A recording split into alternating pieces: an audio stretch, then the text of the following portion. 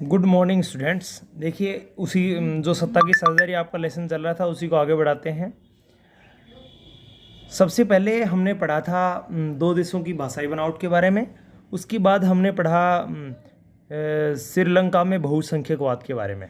आज तीसरी क्लास में हम पढ़ते हैं बेल्जियम की समझदारी। उससे पहले मैं आपको बेल्जियम के बारे में थोड़ा सा जो पढ़ाया था उसको रिवाइज़ करवाता हूँ। पहले रिवाइज़ करेंगे, उसके बाद इसको आगे कंटिन्यू करेंगे। हमने पढ़ा था बेल्जियम यूरोप महाद्वीप का एक छोटा सा देश है और उसकी राजधानी क्या है, ब्रुसेल्स है। उसकी भाषाई बनावट की हम बात करें तो भाषाई बनावट एक बार दोबारा से मैं आपको रिवाइज़ करवाता हूँ। भाषाई बनावट क्या है, देखो वहाँ 59% जो लोग हैं वो फ्लेमिश इलाके में रहते हैं। दो इलाके वहाँ, एक तो फ्लेमिश इलाका है और एक वेलोनिया। फ्लेमिश इलाके में कितने परसेंट, 59% लोग रहते हैं और डच भाषा का प्रयोग करते हैं। इसके अलावा 40% लोग वेलोनिया इलाके में रहते हैं। कि कौन से इलाके में, वेलोनिया इलाके में रहते हैं और कौन सी भाषा का प्रयोग करते हैं, फ्रेंच भाषा का प्रयोग करते हैं। ये वहाँ की बनावट है। उसके बाद 1% लोग ऐसे हैं जो जर्मन भाषा बोलते हैं, अर्थात ये कहें वो वहाँ के अल्पसंख्यक है, उनकी संख्या देश की जनसंख्या में बहुत कम है। फिर हमने पढ़ा कि बेल्जियम की राजधानी ब्रुसेल्स है। ब्रुसेल्स में 80% जो लोग हैं वो फ्रेंच भाषा को बोलने वाले हैं।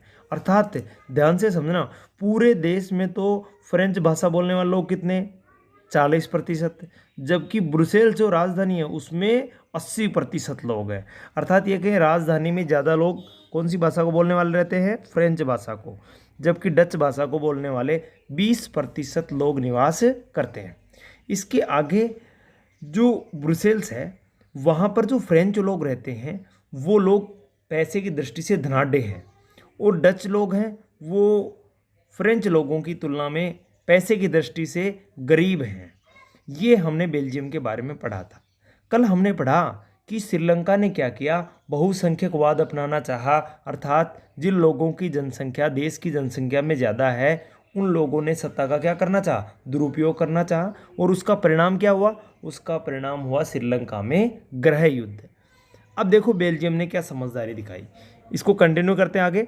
1970 से 1993 23 सालों में बेल्जियम ने क्या किया, अपने संविधान में 4 संशोधन कर दिए। कितने संशोधन कर दिए, 4 संशोधन कर दिए। किस बात के लिए, केवल इस बात के लिए कर दिए कि बेल्जियम देश में रहने वाला कोई भी व्यक्ति यह महसूस नहीं करे, अर्थात बेगानापन महसूस नहीं करे और यह महसूस नहीं करे कि सरकार हमारे हितों की अनदेखी कर रही है, जैसा कि श्रीलंका में हो रहा था। श्रीलंका में हमने कल पढ़ा कि श्रीलंका में तमिल लोगों की संख्या 18% ही थी और उन तमिल लोगों को क्या महसूस हुआ, बेगानापन महसूस हुआ, सरकार उनकी ओर कोई ध्यान ही नहीं दे रही थी। लेकिन बेल्जियम ने समझदारी दिखाई और अपने संविधान में संशोधन करते हुए 4 संशोधन इस बात के लिए कर दिए कि किसी भी आदमी को ये नहीं लगे कि सरकार का उनकी तरफ ध्यान ही नहीं है। देखिए बेल्जियम के संविधान में कौन कौन से प्रावधान किए गए 1970 से 1993 के दौरान। पहला संविधान में संशोधन तो ये किया कि संविधान में स्पष्ट कर दिया कि डच भाषा बोलने वाले लोग जिनकी जनसंख्या 59% है वो लोग और फ्रेंच भाषा को बोलने वाले लोगों के मंत्रियों की जो संख्या है वो क्या होगी, बराबर होगी। यानी दोनों को क्या मान लिया सरकार ने, बराबर मान लिया। अर्थात सत्ता में दोनों को बराबर क्या बना दिया, साझेदार बना दिया। फिर कोई भी देश में विशेष कानून बनाना है, पूरे देश में कोई भी विशेष कानून बनाना है तो वो कानून तभी बन सकता है जब दोनों भाषाई समूह के लोगों का बहुमत उसके पक्ष में हो। अर्थात ये कहें कि एक भाषा को बोलने वाले लोग देश के संविधान में महत्वपूर्ण संशोधन नहीं कर सकता। अर्थात दोनों भाषाओं को बोलने वाले लोगों की क्या जरूरी है, स्वीकृति जरूरी है। ये हुआ पहला प्रावधान। दोनों भाषाओं को बोलने वाले, डच भाषा और फ्रेंच भाषा दोनों को बोलने वाले मंत्रियों की संख्या क्या कर दी, बताओ, बराबर कर दी। उसके बाद क्या हुआ, देखो केंद्र सरकार ने अनेक शक्तियों को, किनको, अनेक शक्तियों को संविधान के द्वारा 2 इलाकों में बांट दिया। कौन कौन से इलाके थे हमने पढ़ा था, एक तो फ्लेमिश इलाका जहाँ पर 59% लोग रहते थे डच भाषा को बोलने वाले, और दूसरा इलाका था वेलोनिया जिसमें 40% जनसंख्या रहती थी फ्रेंच भाषा को बोलने वाले। तो दोनों इलाकों की जो क्षेत्रीय सरकारें थी अर्थात राज्य सरकारें थी उनको सरकार ने क्या दे दी, शक्तियाँ सौंप दी। अर्थात राज्य सरकारें केंद्र सरकार के अधीन बिल्कुल भी नहीं थी, जैसा कि हमारे देश में होता है। आमतौर पर लोकतांत्रिक देशों में देखा जाता है कि केंद्र सरकार जो होती है उसके पास ज़्यादा शक्तियाँ होती हैं, राज्यों को कई शक्तियों में केंद्र के ऊपर निर्भर रहना पड़ता है। लेकिन ऐसा कोई भी प्रावधान बेल्जियम के संविधान में नहीं रहा। अर्थात बेल्जियम की केंद्र सरकार ने अपनी जो शक्तियाँ थी, अपनी जो पावर थी, वो केंद्र राज्यों को बांट दी। और राज्य कितने थे? 2 राज्य। उन दोनों ही राज्यों के नाम क्या थे? एक तो फ्लेमिश इलाका और एक वेलोनिया इलाका। इन दोनों ही क्षेत्रीय सरकारों को क्या दे दी? उसने शक्तियाँ सौंप दी। अर्थात राज्य सरकार अब केंद्र सरकार के बिल्कुल अधीन नहीं रही, खुद स्वतंत्र हो गई राज्य सरकार। तीसरा प्रावधान क्या किया? ब्रुसेल्स जो बेल्जियम की राजधानी है उसमें अलग से सरकार बना दी। उसमें क्या बना दिया? अलग से सरकार बना दी। जैसे हमारे दिल्ली में अलग से केंद्र शासित प्रदेश की सरकार है, उसी प्रकार से तो बेल्जियम में क्या किया? ब्रुसेल्स में अलग से सरकार बना दी। अब आपको ब्रुसेल्स की भाषाई बनावट बताई थी कि 80% फ्रेंच भाषा को बोलने वाले लोग रहते हैं, 20% डच भाषा को बोलने वाले लोग रहते हैं। तो 80% जो फ्रेंच थे, देखो 80 ज़्यादा हैं और डच 20% ही है, वो कम है। लेकिन ब्रुसेल्स में भी क्या किया? दोनों समुदायों को, फ्रेंच भाषा बोलने वाले और डच भाषा बोलने वाले दोनों समुदायों को क्या क्या दे दिया? बराबर प्रतिनिधित्व दे दिया। फ्रेंच भाषी लोगों ने बराबर का प्रतिनिधित्व क्या कर लिया? स्वीकार कर लिया। फ्रेंच भाषी लोग 80% थे, लेकिन उन्होंने बराबर का प्रतिनिधित्व क्या कर लिया? स्वीकार कर लिया।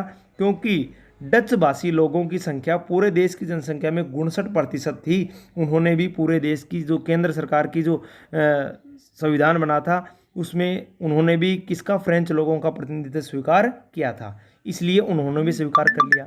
देखिए, ये तीसरा पॉइंट दोबारा से बताता हूँ। ब्रुसेल्स में क्या हुआ? अलग से सरकार बनाई और दोनों समुदाय, फ्रेंच भाषा बोलने वाले और डच भाषा को बोलने वाले लोगों के लिए क्या कर दिया? समान प्रतिनिधित्व है। वहाँ भी क्या कर दिया कि आधे मंत्री फ्रेंच भाषा को बोलने वाले, आधे मंत्री डच भाषा को बोलने वाले। क्यों? क्योंकि पूरे देश की जो केंद्र सरकार का जो पहला पॉइंट हमने पढ़ा, संविधान में संशोधन किया, तो वहाँ क्या था? पूरे देश में जनसंख्या किसकी ज़्यादा थी? डच भाषा लोगों की। लेकिन ब्रुसेल्स में क्या है? फ्रेंच भाषी लोगों की। तो डच भाषा के लोगों ने किसका प्रतिनिधित्व स्वीकार कर लिया था? फ्रेंच भाषी लोगों का। इसलिए फ्रेंच भाषियों ने किसका कर लिया? डच भाषी लोगों का प्रतिनिधित्व क्या कर लिया? स्वीकार कर लिया। फिर चौथा पॉइंट, केंद्र और राज्य सरकारों के अलावा वहाँ एक और सरकार है जिसको बोलते हैं सामुदायिक सरकार। अपने भारत में उसको स्थानीय सरकार बोला जाता है, वहाँ उसको सामुदायिक सरकार बोला जाता है। सामुदायिक सरकार का काम क्या है? सामुदायिक सरकार क्या करती है? वहाँ एक ही भाषा को बोलने वाले लोग उसका चुनाव करते हैं। सामुदायिक सरकार का चुनाव कौन करता है? एक ही भाषा को बोलने वाले लोग। जैसे डच भाषियों के लिए सामुदायिक सरकार है तो डच भाषी लोग ही वोट करेंगे उसको, और फ्रेंच भाषियों के लिए तो उसका चुनाव कौन करेगा? फ्रेंच भाषी लोग ही करेंगे।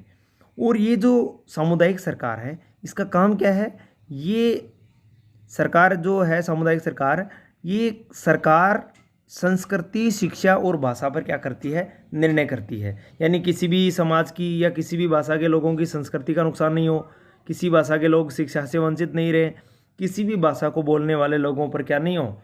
बेगानेपन का महसूस नहीं हो, किसी भाषा को बोलने वाले लोगों के साथ दुर्व्यवहार नहीं हो, उनके साथ भेदभाव नहीं हो किसी भी हालत में।